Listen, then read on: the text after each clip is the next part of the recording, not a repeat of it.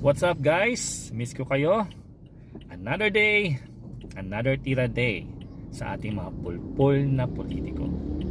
Let's go! Ito na nga ang latest dito kay Doggy, no?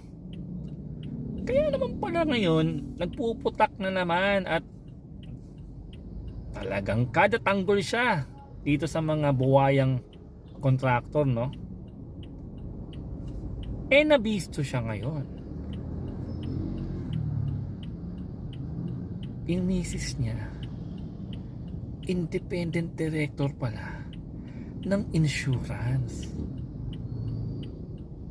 Yung kaya naman pala para kang tumatay yung attorney nitong mga to, itong mga buhayang to. Hindi ka mo na kami mapabilib. Kala namin magaling ka na. Galing mo magsalita. Talagang nagagalit ka pa. Talaga yung noo mo talagang kumukulot pa pag galit na galit. Kahit na galit ka kay Baliling.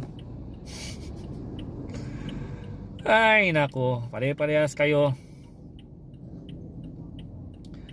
Kahit pa sabihin mo independent director lang yan, syempre papabor pa rin yan sa kumpanya kung saan involved sila, di ba?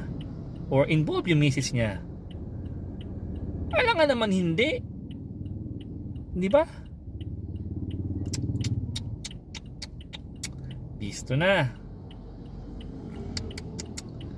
Ay, muntika mo na kami talaga mapabilib sa mga actions mo, sa mga buladas mo. Anyways, kung talagang wala kang tinatago, wala kang bahid, umalis ka sa Blue Ribbon Committee. Okay? Huwag ka nang, bayaan mo sila dyan. Kung wala kang tinatago, huwag mo ipagtanggol. Huwag mong gawing state witness. Ano? Magbabayad pa kami sa lokong yan? Magpapa-aircon pa yan sa kwarto? Taong bayan pa magbabayad sa kalokohan yan? Nagnakaw na tapos babayaran pa? Utot nyo!